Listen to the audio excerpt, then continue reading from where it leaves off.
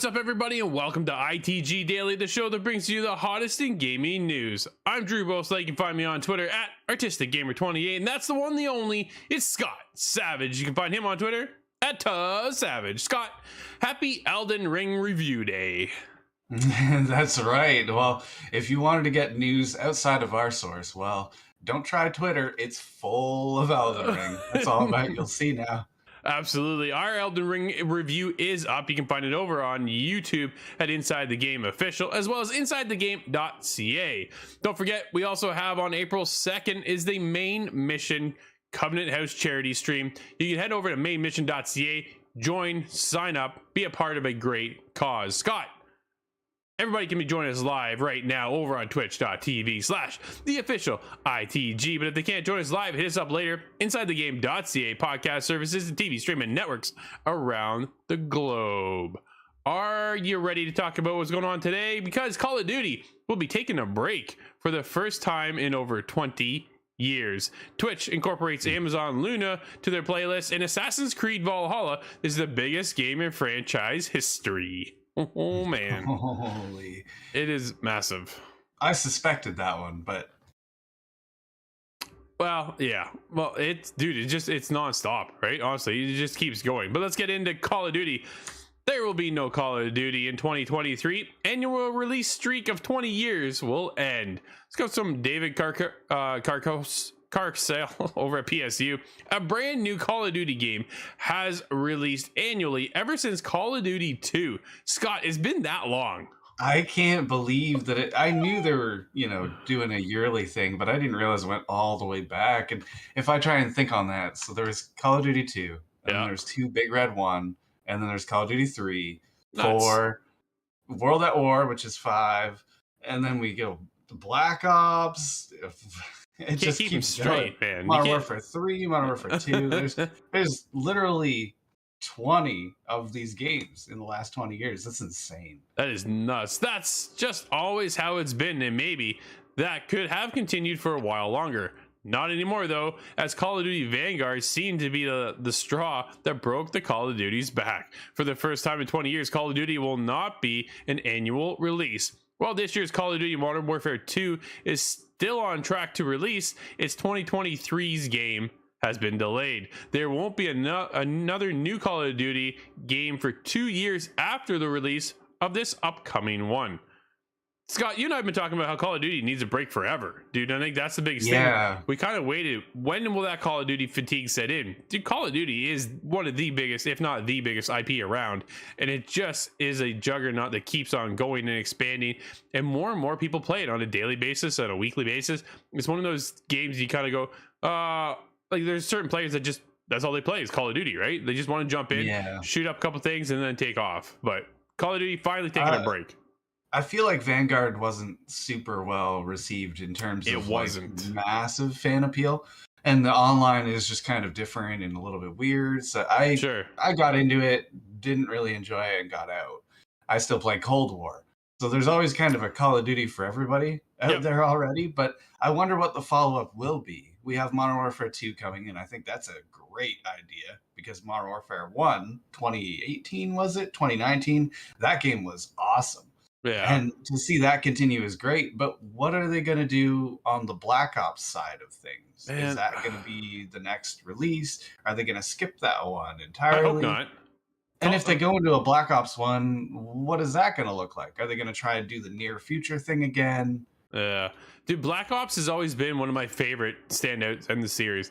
You know, I review each and every year the single player campaign, and for the first time next year, dude, we're not going to review it. It's going to be weird to think of Call of Duty not actually having a release, which is, I think, a good thing too. Like, I remember when we used to have Assassin's Creed year in, year out, and we just got Assassin's Creed fatigued. And then it took a year off, but now they're back on this schedule again. I'm constantly coming out. So we'll see how much longer they keep going, but we'll get into that story here soon. Call of Duty, though, dude, is, I think what's going to happen is that they're going to take a break on the single player campaign. Like you said, Vanguard just didn't really strike a chord with many people at all. You and I reviewed it. Thought it was okay. It wasn't great, right? Oh, the campaign was the leading section to me. Yeah, you liked it. I thought, man, I played all this already, and it's just kind of like, yeah, this isn't really what I was hoping for. Black Ops, different story for us, right? It's just a lot more gripping and a whole other different way of telling the story. And I like that they were able to kind of, you know, spice it up between the different companies with, you know, Treyarch and Sledgehammer, each kind of taking their own spin at it, and that kind of helped, you know, make it feel somewhat fresh. But I think what they're focused on, Scott, is the Battle Royale scene and keeping Warzone alive so they can then now take a year off on the single player side keep the battle royale going, bring in new seasons, new content that way. So they're losing money when it comes to the overall experience, but still their juggernaut, Scott, going forward is obviously the battle royale. Yeah, It's that's their Warzone. main moneymaker, I would expect nowadays. Absolutely. No, without a doubt. That's where I think all their money is getting focused on. That's where their main direction is. It's kind of like when you think about GTA. Story's said and done, but dude, it's the online component that keeps them alive, right? Yeah. I'm wondering if this is just going to be, time off to pump out Warzone 2 and just give them a year off to kind of put more effort into the Warzone side of things. And I think that would line up well. That might be the right decision in that case. Absolutely. You think so? When do you think we'll see Warzone 2, Scott? Because we talked that it's coming, right? They're working on it. Yeah, I think that is a 23 kind of thing. I don't think it's going to be this year. Yeah. I would expect late 2023 is kind of what I'm thinking. So kind of a new revitalization within the franchise, perhaps, right? So they can get everybody interested and kind of spark those trailers a little bit and tease and build the hype of, holy crap, Call of Duty's back after taking a year off. Man, it works, right? Building that hype can really work. Scott, how do you feel about Luna? I don't know a whole lot about Luna. It's something that's kind of missed my real investigation. I loosely know of it. It's a streaming service offered through Apple, or is it Amazon? I believe it's Amazon. It is Amazon. That's why Twitch is adding play on Luna button. This comes from Sean Murray, Game Informer. I was like, well, where is he? See a game on Twitch that you like? Play it on Luna with one click. Dude, that makes it pretty simple. Twitch is quietly rolled out a new feature for Luna subscribers. Considering both platforms are owned by Amazon, this kind of makes a lot of sense. That's not all that surprising, although it is surprising how neither Twitch nor Luna seems to be making a big deal out of this novel feature. Dude, this is a huge feature. Why wouldn't they push this? Yeah, it's kind of surprising. I thought they would have tried to, advertise it first of all. Yeah, and then drop it out to a crowd that's waiting for it.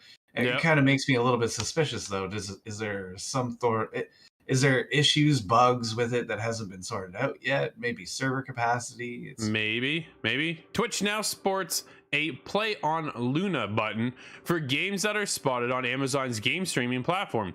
If you come across a Twitch stream playing a game that looks fun, you just click the button and start playing it yourself. Dude, that makes so much sense. This is kind of what I was expecting Stadia to take the role of, right? It's also something that Google Stadia is looking to add, but never quite got around to it. Dude, it's Stadia had the forefront to run everything, dude, and then from there, everybody else is taking off of Stadia's idea. Is that kind of how you perceive this? You know what I mean? It certainly seems that way. Yeah, they definitely invigorated a lot of thought. They turned that pot up, but then they don't seem to be the leader, which is not anymore. They were. No, it's really curious to me. I think it's mismanagement at the core. Yeah. So Luna, another streaming service, right? That's the biggest thing coming out of this, Scott, is the ability to play on the go. Whatever screen you're on, it doesn't matter. Phone, tablet, TV, PC, and away you go. And we've seen Xbox come in with xCloud. We've seen Google Stadia kind of lead the charge on that and then kind of fall to the back of the pack, which is just unfortunate because I really thought they had something moving forward. I'm curious to see, Google Stadia is still alive, vital, and is doing well. I follow them all the time. I'm still playing on their platform. I find it's a great platform and it really works. I think that's the biggest thing. And then I haven't had the ability to tap into Luna. I've seen a lot of people talk about it, and it is Amazon, one of the biggest companies around, Scott. So it's one of those juggernauts that could push the technology forward, and I'm wondering how far they're going to invest in this. Is it something you consider at all, Scott, if you're looking for your next streaming platform? Not particularly. That's fair. I haven't been super interested in much streaming platform this year, and I'm not really sure why. I think it had a lot of potential, but it just didn't kind of bloom the way I expected it to. Yeah. So I just lost interest. But there's an update I saw about xCloud, actually. Interestingly enough, they're changing the way the achievements work. All right, this is basically a news article for me, but they they're separating the achievement system. So if you're playing on a phone on xCloud, for example, it's not going to pop achievements for you as it used to, which Really? is, I don't quite understand why. Yeah. But that's just how it is. I think there's a certain date. It may be at the end of this year, but there's something I was reading about that. Not 100% certain.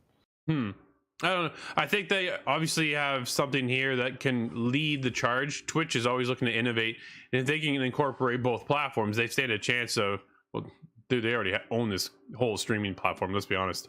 But the ability then to have your consumer just bounce around and stick around even longer, go back into Luna, go back out of Luna, go watch, your favorite streamer, then come back into whatever they're playing, go, oh man, I want to play that now too.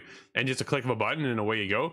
Make it super simple, accessible, and get people in, and they'll be there for hours, right? That's, I think, the biggest push. So I hope there's some sort of an invite to join game. If you have an open slot in your squad, but you just leave it open to Luna and then allow people to join in that way. That's about the only way I think I could get you in the same game with Dr. Disrespect. That would be a funny time. I'm curious about Luna. Like, I'm now, I wonder how many games are on there. I'm really intrigued. That's right? Something I've never heard of. Yeah, but again, Scott, it's one of those things. If we already have them on other platforms, is it enough to draw us over into another platform where our friends aren't based out of? Right. I think that's the biggest thing. If you're getting into gaming, maybe Luna is a good way to go. Unless Crucible continues on in Luna Land. Then we're back. There's possibilities here. Yeah. That's funny. But what's not ending anytime soon, Scott, because it keeps making a ton of money. Assassin's Creed Valhalla has earned over $1 billion. Holy. There's also a free trial this week, I believe, as well. So you can jump in right now or this weekend, one or the other. This comes from Stephanie over at VG247. In its Q3 2022 call to investors, Ubisoft announced Assassin's Creed Valhalla is the most lucrative release in the Assassin's Creed series to date. According to Ubisoft co-founder and CEO Yves Guillemot, revenue for the game surpassed $1 billion as of December 2021. It is the first game in the series to reach such a sum. The game has been a big hit since its release in 2020, and during its first week availability, it sold through more units than any other Assassin's Creed game during the same period. Scott, that is huge. And let's not forget, there is a new update just around the corner with Ragnarok on March 10th. I know Corey is pumped. Dude, I talked about it yesterday. I'm now back into the world of Valhalla myself.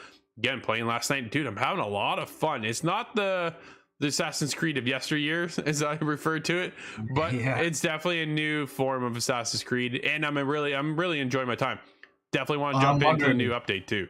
I'm wondering if Ragnarok's going to present more of like the way God of War would play out, where you're just fighting kind of stronger enemies, or are you going to sound the stealth horn before you attack? Is that even an option in this one? Like, I have so many questions because I haven't been in Valhalla since the initial release. Oh man. But I know they've added so much to it. It's been updated. There's a lot going on. There's a lot of magical features within it now too, right? So they've really taken it. I know it's always had a bit of this sci-fi spin and things. Now they got some, like, a bunch of magical powers that they're adding to it with Dawn of Ragnarok, and there's a lot going on that's gonna expand your roster of weaponry and items, and a whole ton of things. I think that's one of the cool things I'm having too. It's funny, now that I'm back in, I'm like, okay, how do I do this again, and what was I doing, and how did I do that? But it's starting to kind of, dude, it's just like riding a bike. It'll come back to you. No, I like how there's so many different options in that. It reminds me of when Brotherhood came out. Yeah. And everybody was looking at that like, I can use a pole arm or a hammer. How's that supposed to work? And now I'm wondering if Ivor is ever going to get a flintlock. We'll see, right? Being the stealth character he is. Yeah. Well, as far as the future of the series is concerned, it is said that a new Assassin's Creed game is in the works and will star Valhalla's Basim. It is said the game was originally intended to be a release as an expansion, and that it is slated for release either later this year or in 2023. It said that the game won't be a large open world affair. Instead, it'll be smaller in scope and focus on stealth gameplay. Oh, dude. Okay. Let's go. I like to hear that. Me too, right? And I think that's one of the biggest things. You can do some sneaky stuff and stealth around a little bit, but I want a heavy emphasis on Assassin's Creed getting back into that whole stealth genre. And that's why we fell in love with the series in the first place, Scott, because you were hiding in shadows, and, and hiding amongst the people, and all of a sudden you spring out. Dude, I get Assassin's Creed 1 wasn't exactly for everybody because it had such a repetitive nature. But even sitting on the park bench, and eavesdropping in the conversation for information, and then sneaking over to another crowd and waiting for your target to go by, you jump out and you stab them with your hidden blade, and you pull them back in, or you sit them on the bench in Assassin's Creed 2. Oh man, so many memories. Well, it had that sort of planning that Hitman hits me for, where it all comes together. Absolutely. Yeah, when you pull it off, right, and then you duck out. Oh wow. But yeah, we'll see. Ubisoft obviously on a roll right there, and Ubisoft making some changes. Ubisoft moves Rainbow Six Siege tournament out of the UAE following player backlash. Sean Murray over at The Gamer. I think this is a smart move, Scott. As players petition to move Rainbow Six Summer Major out of the UAE passes 13,000 signatures. Ubisoft listens. Ubisoft quietly announced on Sunday that the Rainbow Six Siege Summer Major would take place in the United Arab Emirates, a country where federal law prohibits generally being any of the letters or symbols of the LGBTQ acronym. So they've changed the order on that one. Just when you think you remember the acronym, it changes. Yeah. So let's see. So let's go. Players and casters were rightfully concerned for their safety should they choose to take part in the summer major, to the point where one player even set up a change.org petition to convince Ubisoft to change the summer major's venue. That petition has since passed 13,500 signatures just after 2 days. Ubisoft has noticed that today Rainbow Six Siege Esports announced that it will be relocating the August tournament to a different country. Quote, "We want to stress that the safety and well-being of our events, participants, and staff is always our primary concern. We are proud of what Rainbow Six Siege represents as a world where diversity, inclusion, and acceptance are at its core." End quote. Quote, "Choosing the location of a sixth major was the result of extensive discussion with our local teams and the region, the UAE government, and our local esports partners, and their collective commitment to the sixth major in Abu Dhabi, where being Abu Dhabi. Oh yes, thanks. Which is anyone of all genders, identities, sexuality, orientations, cultural backgrounds, and other individual traits would be included and welcomed." Dude, this is a great move. They're listening. They have to pay attention to what's going on in the world, and be able to move that quickly, I think, is a great step forward. And it only helps grow Siege, right? Well, I think they've done the right decision here, because it doesn't quite match up with, the host's kind of atmosphere. I have no doubt they said everything's going to be safe. Don't worry, everybody's welcome. Yeah. But this is the same place that just continues to deny that these people even exist. So it's kind of just not. It's already off on the wrong foot. And you look at the six roster, and there's people of all backgrounds, people of all types, and we've talked about it recently, where they're giving backstories, different sexualities for representation, and it's become an important thing to stress. So this would have been kind of a step backwards. I'm glad to see they've come around, and hopefully, they don't have to push the dates of this tournament and make it a big mess. I want to see it transition cleanly somewhere else. Inclusion is one of the star fronts of video games, right? Like, that's one of the biggest things moving forward, is that it includes everybody. It doesn't matter skin color, race, sexuality. Like, none of that matters. We just want to be able to play games.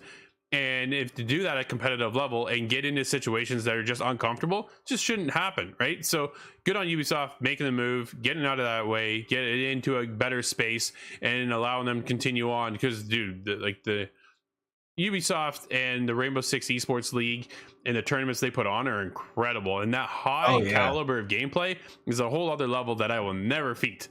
But it's great to watch. I'm looking forward to watching it myself, because you watch that high level gameplay come together, oh man, somebody puts a hole in a wall and they shoot a guy 3 holes further in the wall. Holy, it seems like you're watching some operators playing. Absolutely. Like, Scott, why don't you take the next one? Because I know this one had you all excited. That's right. This is something I did not expect to see. Nier Automata potato patata, is getting an anime adaptation. And this is kind of out of nowhere. I don't know if anybody was really expecting this one, but they dropped a little 30-second teaser. And I believe we're showing it now. There's not a whole lot to it, though. If you're just listening, you're really not missing anything. But it's just notable that it shows... Well, first of all, there's a lot of Japanese text that I can only assume is translated at the end, where it says Nier Automata anime operation. So they're putting together something, and it's based on Nier Automata instead of Replicant or version 0.147. I can't remember the name, but there's a lot of different Nier games. It's interesting that they chose Automata because it's, well, probably the most popular one. Sure. Yeah, it definitely is, right? It's one of those games I've seen from the outside, and man, if you're in, you're in. Like, you love these games. There's a million different endings for each of them, and they all thread together. It's so crazy. Dude, Nier Automata ended, right? For people, and they're like, okay, now you gotta start the second one, because that's really where the game starts. I went, what? You just played the game, and now you start it again. Nope, I don't have that kind of time. I think it goes all the way to like ending E or ending F. There's so many different endings that, and you need to beat the true ending includes beating every other single one. It's one of those games. It'll make you do it 100 times. Yeah, no, not for me. I'm going to pass on that one. Scott, I do want to get into the Halo showrunner confirms we will see Master Chief's face. This I want to discuss. Marcus Stewart over Game Informer. IGN's Ryan McCaffrey interviewed Halo's cast and creators when it popped the $1 million question. The show's executive producer in 343 Industries, head of transmedia Kiki Wolfkill, confirmed Chief's face will be shown. Scott, does this concern you at all? It does. Well, first of all, Wolfkill could possibly be a more cool last name than my own, and that's rare that I find those. But it's a pressing question. Everybody wants to see the Chief's face, and it's been like that for years. I almost believe there's no good way of doing that. Now, there has been 2 face reveals in the past, and some may choose to forget it or ignore it. That was myself until recently. I believe it was in Halo 4. It could have been 5. You see just this part of his face, just eyebrows to cheekbones. Sure. And what you see is spoilers, sorry for anybody, it's not terribly important, but he's got a very flush, white, faded skin. So it looks like he's been in space for his entire life, and that's pretty accurate. Hasn't seen any daylight. Yeah. No, the other opportunity, the biggest brightness he saw was the ring exploding. Yeah. But the other possibility that they could show, and this is the way I want it to go, if they take off the helmet and there's another smaller helmet underneath. That was the very first reveal when somebody used a camera clipping to get into that final scene in Halo 1, I believe it was. That's funny. Well, Scott, that's going to wrap up today's show. We do have one game out today, and what is it? We have Edge of Eternity on the Switch. Dude, I'm kind of pumped for this one. You and I are going to check it out. We're going to review this one coming up later. I don't know, in the future. Dude, there's so many games right now. It's really hard to plot it out now. There's so much going on. Tomorrow, too, quick note, we'll be streaming Elden Ring, so make sure you swing by that, 1 p.m. Eastern. Until then, though, everybody, this has been ITG Daily, the show that brings you the hottest in gaming news. You can always join us live over on twitch.tv/theofficialITG, as well as YouTube at Inside the Game Official. If you can't join us live, hit us up later. InsideTheGame.ca, podcast services, and TV streaming networks around the globe. I'm Drew, that's Scott. We'll see everybody tomorrow inside the game.